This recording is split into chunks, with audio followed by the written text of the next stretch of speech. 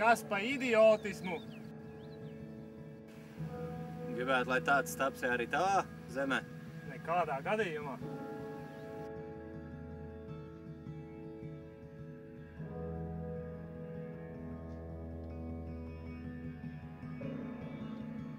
Tu vecā pīma gala domā, ka tavā zemē nav neviena tāda staba? Neviena paša? Stulbs tu esi. Ja tavā zemē būtu tāds stabs, tu varētu vest turistus pilnīgi pa brīvu. Viņiem rādīt savu spalvaino pēcpusi. Kā tā?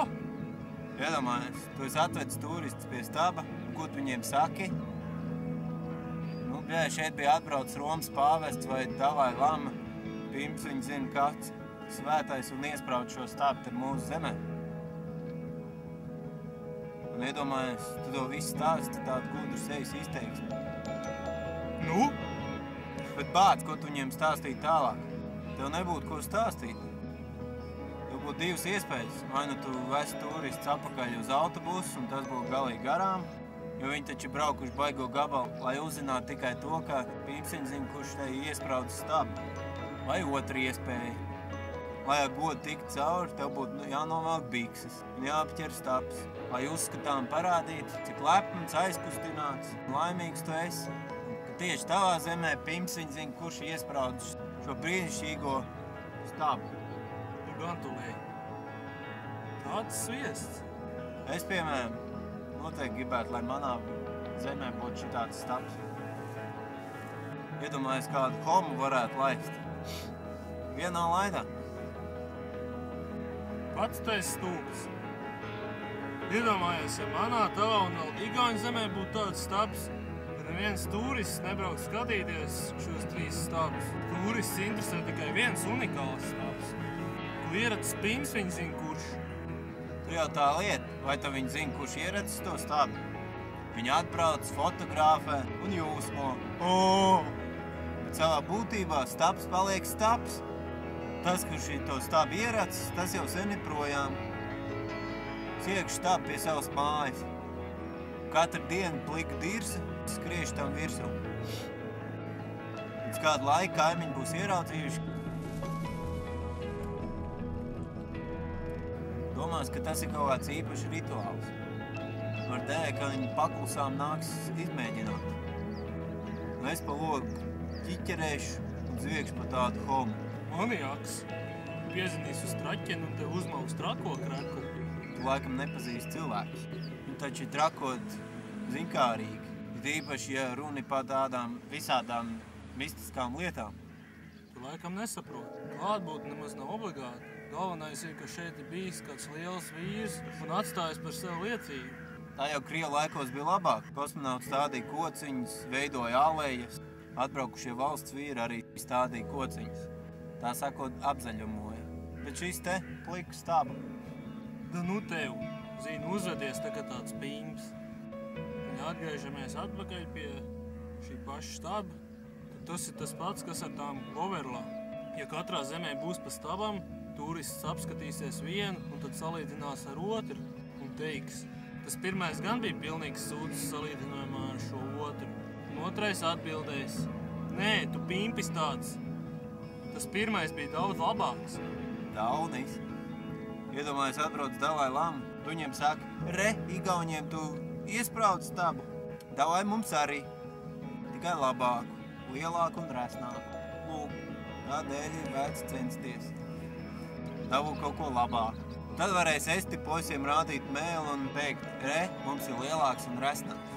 Bet tu jau runā tagad tāds Pīms. Kam tev vajadzīgs lielāks un resnāks? Kam tev vispār vēl vajadzīgs stabs? Paskaties, pie jums jau tur ir visādi akmens krāvumi un huj viņi zina, kas vēl.